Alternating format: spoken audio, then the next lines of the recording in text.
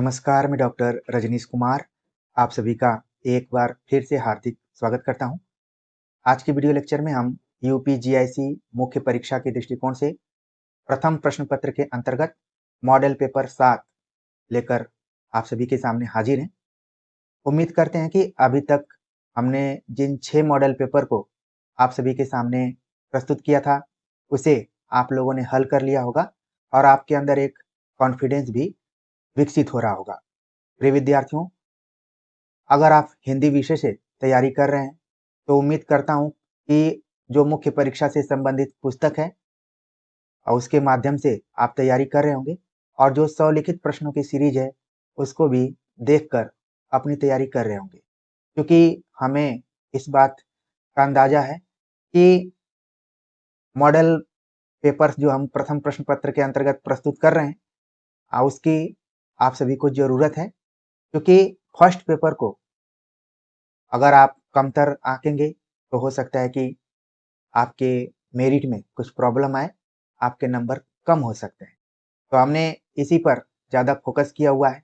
इसका मतलब ये नहीं है कि मुख्य परीक्षा हिंदी विषय को लेकर हम अनभिज्ञ हैं, लेकिन इतना मटेरियल हमने दे दिया है कि आप लोग उसका उपयोग कर सकते हैं।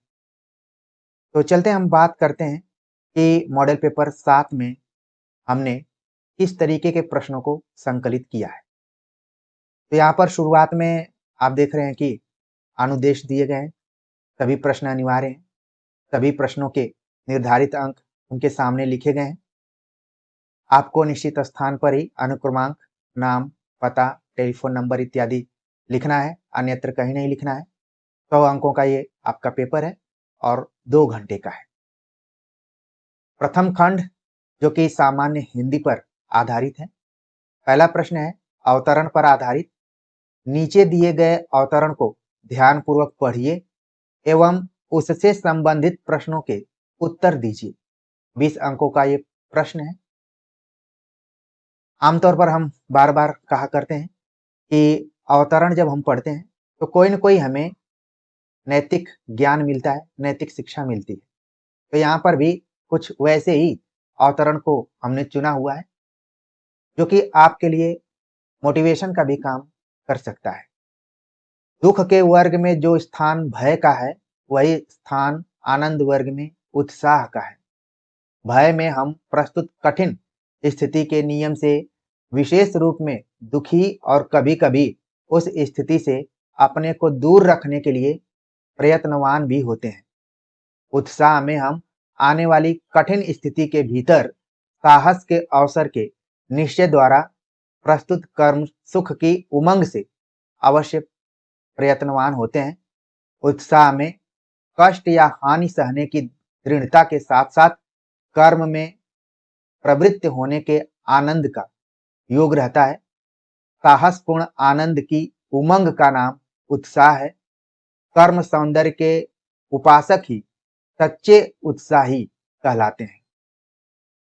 तो इस पैराग्राफ में आप देख रहे हैं कि ज्यादातर उत्साह की बात की गई। उत्साह एक भाव है। आप लोगों ने अगर रस पढ़ा होगा तो उसमें भी एक रस का स्थायी भाव उत्साह है। आपके दिमाग में आ गया होगा कि वो कौन सा रस है। आप चाहें तो इसको होमवर्क के रूप में ले सकते हैं, कमेंट कर सकते हैं। तो यहाँ पर बताया गया कि दुख के वर्ग में जो स्थान भय का है, आनंद के वर्ग में वही स्थान क्या है, उत्साह का है। अक्सर हम जब दुख के समय में होते हैं तो भयभीत रहते हैं कि आगे क्या होगा, लेकिन जब हम आनंदित होते हैं, जब हमारा कोई रिजल्ट आता है तो हम उत्साहित रहते हैं। आमतौर पर आपने 10वीं 12वीं बोर्ड के रिजल्ट्स को देखा होगा, सुना होगा। उसमें सीधे विद्यार्थी कहते हैं कि हमें आईएएस बनना है, और जिनका रिजल्ट खराब रहता है वो बार बार ये पूछते हैं कि आखिर हमारा दुख कब खत्म होगा, 1 नंबर से 2 नंबर से हम रह जा रहे हैं। खासतौर से कंपटीशन के दृष्टिकोण से देखें तो यहाँ पर दुख और आनंद की तुलना करते हुए इस अवतरण में बताया गया है और खास तौर से उत्साह पर जोर दिया गया है। और उत्साह जो है वो अचानक आपके स्थायी भाव के रूप में नहीं आता, बल्कि उसकी एक प्रवृत्ति होती है काम करते रहना। अगर आप किसी लाइन में लगे हुए हैं तो धैर्य से उस लाइन में लगे रहिए। अगर कोई काम कर रहे हैं उसमें धैर्य बनाए रखिए। निश्चित तौर पर अब वो आनंद का दिन आपके जीवन में आएगा। तो खैर हमने इसको मोटिवेशन के तौर पर अलग अर्थ में प्रस्तुत करने का प्रयास किया ताकि आप पैराग्राफ को एक से अधिक बार पढ़ें। अब इस पर आधारित प्रश्न बने हुए हैं। इस गद्यांश का उचित शीर्षक दीजिए, गद्यांश का मूल भाव स्पष्ट कीजिए, रेखांकित अंशों की व्याख्या कीजिए। यहाँ पर आप देख रहे हैं रेखांकित अंश 2 जगहों पर हैं। सच्चे उत्साही से क्या तात्पर्य है, स्पष्ट कीजिए। प्रिय विद्यार्थियों, आपने इस चीज को महसूस किया होगा कि ये जो सच्चे या फिर अच्छे विशेषण है ये कई जगहों पर देखने को मिल जाते हैं। जैसे जब गुरु की बात होती है तो कहा जाता है कि गुरु सामान्य शब्द, लेकिन सच्चे गुरु की खोज, सच्चे विद्यार्थी की खोज, सच्चे परीक्षार्थी की खोज। यहाँ पर उत्साही तो बहुत लोग हैं। जैसे हम कक्षाओं में किसी काम को करने के लिए विद्यार्थियों के सामने बोलते हैं तो उसमें से कुछ विद्यार्थी उत्साही होते हैं, सक्रिय रहते हैं। कुछ विद्यार्थियों के ऊपर कोई फर्क ही नहीं पड़ता है। उनको बोला जाता है कि आपके लिए भी ये बात कही जा रही है, तब उनको लगता है कि क्या मैं भी कक्षा में ही बैठा हूं। फिर वो सक्रिय होते हैं या फिर उत्साही होते हैं। तो जो उत्साह है ये भाव है और सब में अलग अलग इसकी मात्रा है या फिर हम कहें कि अलग अलग रूप में पाया जाता है। तो सच्चे उत्साही से क्या तात्पर्य है यहाँ पर आपको बताना है। 10 अंकों का है। आराम से इस अवतरण के आधार पर आप अपना उत्तर दे सकते हैं। अगला प्रश्न है कि निम्नलिखित अनेकार्थी शब्दों के अर्थ लिखिए। अनेकार्थी शब्द यानी कि ऐसे शब्द हैं जिनके एक से अधिक अर्थ हो रहे हैं, एक से अधिक अर्थ होंगे। जैसे यहां पर हमने अर्थ ही दिया हुआ है। एक तो इसका मतलब धन होता है और एक आप लोगों को और लिखना पड़ेगा, आपत्ति, कर, धन, वर्ण। यानी जितने भी शब्दों को हमने लिखा है सभी के एक से अधिक अर्थ हैं। अगर आप व्याकरण की किताबों का सहारा लेंगे, पेज को उल्टेंगे पलटेंगे तो निश्चित तौर पर इसका आंसर आपको मिल जाएगा। तमाम विद्यार्थी हैं जिनको कमेंट करना काफी आसान लगता है, वो बोलते हैं कि सॉल्यूशन तो कराओ भाई। अब जब मैं सॉल्यूशन करा दूंगा, उत्तर तुरंत तुरंत बता दूंगा, तो फिर आपके दिमाग पर जोर कहाँ पड़ा। फिर तो आप वही रटन तोता बनकर रह जाएंगे और एग्जाम हॉल में अभिमन्यु की तरह फंसे रह जाएंगे। तो ऐसा नहीं है कि हमें सॉल्यूशन कराने का मन नहीं होता है, लेकिन जिस सच्चे गुरु की बात हम कर रहे थे कुछ वही भाव यहाँ पर है। प्रिय विद्यार्थियों, हमने देखा है कि चैनल पर काफी नकारात्मक कमेंट करने वाले विद्यार्थियों का हृदय परिवर्तन भी हुआ। बाद में बहुत अच्छे से वो कमेंट करना शुरू कर दिए और अच्छे विद्यार्थी के रूप में आए। तो थोड़ा सा वक्त दीजिए। एक वीडियो के आधार पर आप किसी शिक्षक को नहीं समझ सकते, नहीं जान पाएंगे। तो आप इसको हल कीजिए। आप अपनी जो कलम है उसको उठाइए, लिखने का प्रयास कीजिए। वरना हम तो पूरा आपको किताब ही अपनी दे दूंगा, आप पढ़ सकते हैं वहां से, लेकिन एग्जाम हॉल में आपको ही जाना पड़ेगा। तो किसी बहाने के अंदर मत आइए, आप लिखना शुरू कर दीजिए। तमाम विद्यार्थी लिखते भी हैं और बहुत ही अधिकार पूर्वक कहते हैं कि सर 2 दिन हो गया अपनी कॉपी भेजे हुए, अभी तक आपने मूल्यांकन नहीं किया। मैं भी डर जाता हूँ, भयभीत हो जाता हूँ कि भाई अब तो मूल्यांकन करना पड़ेगा। खैर 1-2 विद्यार्थी ऐसे होते हैं। अगला प्रश्न है कि निम्नलिखित संकेतों के आधार पर विराम चिन्हों का नाम लिखिए। यहाँ पर संकेत दिए गए हैं, यानी इनको हम चिन्ह भी कह सकते हैं। उनके आधार पर आपको बतलाना है कि फला चिन्ह का क्या नाम है। थोड़ा सा यहाँ पर हमने मौलिकता लाने की कोशिश की और आपके दिमाग को रबर की तरह बढ़ाने का और उसको पिंच करने का प्रयास किया कि आप अगर निद्रा में हो, ठीक वैसे ही जैसे आप सड़क पर चलते हैं तो बीच बीच में ब्रेकर्स होते हैं, आपकी नींद टूट जाती है, तो वैसे ही आप देखिए यहाँ पर हमने संकेत दिया हुआ। अगर मैं इसको बोलूंगा तो फिर आंसर भी यहाँ पर हो जाएगा। इसको आपको देखना ही पड़ेगा, ठीक है। तो आप लिखेंगे इसको। अगला प्रश्न है कि निम्नलिखित वाक्यों का वाक्य परिवर्तन कीजिए। ये भी हमने एक्सपेरिमेंट किया यहाँ पर, आपके सिलेबस को बड़ी बारीकी से हमने देखा है और उसके आधार पर प्रश्न बनाने का प्रयास किया। ये प्रयास इसलिए है कि अगर आपका ध्यान वाक्य परिवर्तन की तरफ नहीं है तो आप अपने व्याकरण की पुस्तक को उठाइए और वाक्य संरचना से संबंधित जो चैप्टर लगा हुआ है उसको पढ़ जाइए। बहुत से भोले भाले विद्यार्थी कह सकते हैं कि सर कौन सी हिंदी व्याकरण की किताब पढ़ सकते हैं, जबकि उनका एग्जाम जब मैं बातचीत कर रहा हूं तो मुश्किल से 10 दिन बचा हुआ है। तो अब ऐसे विद्यार्थियों से आपका मुकाबला नहीं है। हिंदी व्याकरण की किताबों को लेकर हमने सैकड़ों बार आप सभी को बता दिया है, आप वीडियो जाकर देख सकते हैं। तो प्रश्न यहाँ पर है कि उसने अपने मित्र का पुस्तकालय खरीदा, इसको मिश्र वाक्य में परिवर्तित करना है। सूर्योदय होने पर कुहासा जाता रहा, इसको संयुक्त वाक्य में परिवर्तित करना है। उसने कहा कि मैं निर्दोष हूं, इसको सरल वाक्य में परिवर्तित करना है। वह मुझसे बड़ा है, इसे निषेधवाचक वाक्य में परिवर्तित करना है। लड़का रोटी खाता है, इसको कर्मवाच्य में परिवर्तित करना है। तो जब तक आप वाक्य परिवर्तन को ठीक से नहीं समझेंगे तब तक वाक्य परिवर्तन करना कठिन लगेगा। तो थोड़ा सा आपको मेहनत करना होगा। आप इसके आंसर को लिखकर भेजेंगे या फिर इसके बहाने वाक्य परिवर्तन को आप एक बार पुस्तक से देख लेंगे। अगला प्रश्न है कि निम्नलिखित शब्दों के समास का नाम लिखिए। शब्द दिए गए हैं और आपको बताना है इसमें से कौन समास है। प्रत्यक्ष, पॉकेट मार, छुट भइये, दोपहर, सपरिवार। तो जितने भी शब्द दिए गए हैं इनमें कोई ना कोई समास है, आपको बताना है। आराम से आप इसका उत्तर दे सकते हैं। निम्नलिखित बोलियों के केंद्रीय क्षेत्र का नाम लिखिए। अगला प्रश्न था कि बोलियों का नाम दिया गया है और केंद्रीय क्षेत्र कौन कौन से हैं, यानी कि किन जिलों में बोली। वैसे तो बोली आप जानते हैं कि एक से अधिक जिलों में बोली जाती है, लेकिन कुछ उनका सेंटर पॉइंट होता है, उसको आपको बताना है। खड़ी बोली, ब्रज भाषा, भोजपुरी, ढूंढाड़ी, काशिका। तो काशिका उन 17 बोलियों में तो नहीं शामिल है, लेकिन बड़ा इसका महत्वपूर्ण रोल रहा है और इसका क्षेत्र भी है और इसके नाम में ही छिपा हुआ है। तो इतना हमने संकेत कर दिया है, आप इसको बता सकते हैं। अगला प्रश्न है निम्नलिखित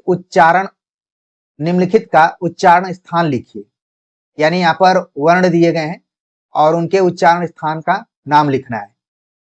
क, च, प, क, ई। तो उच्चारण स्थान लिखना है, आराम से आप लिख सकते हैं। अगर वर्णमाला और उच्चारण स्थानों को पढ़े होंगे तो निश्चित तौर पर इसका उत्तर लिख लेंगे। और हमने पढ़ाया भी है, ऐसा नहीं है कि हम यूं ही बोल रहे हैं, हमने पढ़ा दिया है। अब बस आपकी नजर उन वीडियोज तक पहुंची है कहीं कि नहीं, ये मुझे नहीं मालूम है। तो प्रिय विद्यार्थियों, सामान्य हिंदी के ये प्रश्न रहे और हमने सभी मॉडल पेपर में कुछ नया दिखाने का प्रयास किया, नए तरीके से आप सभी को बताने का प्रयास किया है। उम्मीद है कि आपको जुड़कर अच्छा लग रहा होगा, आपको लग रहा होगा कि हाँ, तैयारी इस तरीके से भी की जा सकती है, वो भी एकदम से निःशुल्क तरीके से। देखिए, आप पेड कोर्स ज्वाइन करें या निःशुल्क ज्वाइन करें, मेहनत आपको करना है। ऐसा नहीं कि पेड कोर्स करेंगे तो आपके दिमाग में कोई मशीन फिट कर दी जाएगी और आप फटफट करना शुरू कर देंगे। कुछ नहीं है, आपको खुद मेहनत करना है और जब आप सफल होते हैं तो सफलता तो आप जानते हैं कि ऐसी कहानी होती है कि जो आपसे नहीं भी बोलता है वो भी बोलने लगता है। जो आपको निकम्मा समझता था वो भी आपको लगता है कि सोचता है कि भाई इतने दिन से प्रयागराज में था, दिल्ली में था, पटना में था, गाजीपुर में भी था, सिटी जो गाजीपुर सिटी है, तो कुछ न कुछ तो कर रहा था, तभी तो सफल हुआ। तो प्रिय विद्यार्थियों, मेहनत अपने से ही करना है और अकेले में बंद होकर आप मेहनत कर सकते हैं, कमरे में बंद होकर अपना चिंतन मनन कर सकते हैं। तो सामान्य हिंदी से हम निकलते हुए निबंध की तरफ अब चलेंगे, जो कि द्वितीय खंड के अंतर्गत है। निम्नलिखित में से किसी एक विषय पर निबंध लिखिए। इस निबंध की अधिकतम विस्तार सीमा 1000 शब्द होगी। ध्यान रखना है कि अधिकतम की बात की जा रही है। अगर आपका निबंध 800 शब्दों का हो गया, 750 शब्दों का हो गया, तो भी कोई फर्क नहीं पड़ेगा आपके मूल्यांकन में। बस कंटेंट अच्छा होना चाहिए। ये नहीं कि पेज भरने के चक्कर में आप केवल दूर दूर लिख दिए हैं और आप खुद में प्रसन्न हैं कि हमने तो बहुत अच्छा लिखा हुआ है। आप कम लिखिए लेकिन ठोस लिखिए, ये चीज ध्यान रखना है। तो निबंध कुछ इस टाइप से हैं। भारतीय ज्ञान परंपरा और हिंदी साहित्य। आप देख रहे हैं कि भारतीय ज्ञान परंपरा को लेकर जगह जगह पर सेमिनार इत्यादि आयोजित किए जा रहे हैं। तो उसमें हिंदी साहित्य की क्या भूमिका रही है, अगर हम भारतीय ज्ञान परंपरा की बात करें तो इसको आप निबंध के रूप में ले सकते हैं। अंतर्राष्ट्रीय पटल पर भारत की बढ़ती लोकप्रियता। अगर आप मीडिया चैनलों को खोलेंगे, अखबारों को पढ़ेंगे, तो ऐसे लगेगा कि अंतर्राष्ट्रीय स्तर पर भारत की लोकप्रियता बहुत बढ़ गई है। उसके कारणों को लेकर आपको एक निबंध लिखना है और बताना है कि कैसे भारत की लोकप्रियता बढ़ रही है। ग्लोबल वार्मिंग भविष्य के लिए संकट। जब से आप पर्यावरण प्रदूषण इत्यादि पढ़ रहे हैं और ग्लोबल वार्मिंग, मुझे तो याद है कि जब से मैं थोड़ा जानने समझने लायक हुआ, तब से ग्लोबल वार्मिंग की बात की जा रही है और ये बहुत ही चर्चित विषय रहा है। अगर निबंध के दृष्टिकोण से देखें तो आप आराम से लिख लेंगे। भारतीय अर्थव्यवस्था और मेक इन इंडिया के बारे में आपको लिखना है कि जो मेक इन इंडिया कल्याणकारी योजना या फिर उद्योग की दृष्टिकोण से स्थापित की गई थी, भारतीय अर्थव्यवस्था में के विकास में उसका क्या योगदान रहा है, पूरा आपको बताना है इसमें। स्टार्टअप उत्तर प्रदेश का भविष्य। प्रिय विद्यार्थियों, इसके पहले वाले मॉडल पेपर में हमने भारत के दृष्टिकोण से देखा हुआ था स्टार्टअप को, लेकिन अब उत्तर प्रदेश के दृष्टिकोण से हमने देखा है। चूंकि आप उत्तर प्रदेश प्रवक्ता परीक्षा की तैयारी कर रहे हैं, तो निश्चित तौर पर एक एंगल तो बनता है कि उत्तर प्रदेश का भविष्य क्या है। अगर स्टार्टअप की दृष्टिकोण से देखें तो अच्छा भविष्य है। और आप इतना लिखकर तो नहीं छोड़ेंगे कि अच्छा है, आपको लिखना पड़ेगा 700-800 शब्दों में और उसके पीछे तर्क भी देने पड़ेंगे। उत्तर प्रदेश की प्रमुख कल्याणकारी योजनाएं, ये भी हमने मौलिकता के दृष्टिकोण से निबंध में रखा कि आप दुनिया भर की चीजों को जान रहे हैं लेकिन अपने राज्य के बारे में ही कम जानकारी है, तो फिर अच्छी बात नहीं है। तो कम से कम उत्तर प्रदेश की जो प्रमुख कल्याणकारी योजनाएं हैं उनके बारे में आप जरूर ध्यान रखिए, हो सकता है निबंध में पूछ लिया जाए। तो प्रिय विद्यार्थियों, हमने मॉडल पेपर 7 में जो भी प्रश्न संकलित किए हुए हैं आपको पसंद आए होंगे, आपको अच्छे लगे होंगे और उनके स्तर भी अच्छे रहे होंगे और आप अपनी कलम कॉपी उठाएंगे और फिर इनको हल करना शुरू कर देंगे और देखेंगे कि आपके चेहरे पर बिना किसी क्रीम के, बिना किसी फेस वॉश के उसमें चमक आएगी। आपको लगेगा दिन भर आप गुनगुनाते रहेंगे कि आज हमने कुछ काम किया है। क्या किया है? एक मॉडल पेपर को हल किया है। तो आज के प्रयास को लेकर आप सभी के कमेंट का हम इंतजार करेंगे। हिंदी विषय के विद्यार्थियों से हमारा यही विनम्र अनुरोध रहेगा कि जो स्वलिखित प्रश्नों की सीरीज है या फिर मुख्य परीक्षा से संबंधित पुस्तक है, उसका सहारा लेते हुए आप हिंदी विषय को भी समानांतर तरीके से तैयार करते रहिए, क्योंकि प्रथम प्रश्न पत्र आपके लिए नया था और इस पे उम्मीद के मुताबिक मटेरियल्स भी कम थे। तो एक शिक्षक का दायित्व बनता है कि अपने विद्यार्थियों को उस अंश को पढ़ाना चाहिए जिसमें कि वो कठिनाई महसूस करे। हिंदी के लिए हमने काफी कुछ पढ़ा दिया है और जरूरत पड़ेगी आप सभी के लिए तो कम से कम 5 मॉडल पेपर तो हम प्रस्तुत कर ही देंगे। तो मिलते हैं एक नए टॉपिक के साथ, तब तक के लिए नमस्कार।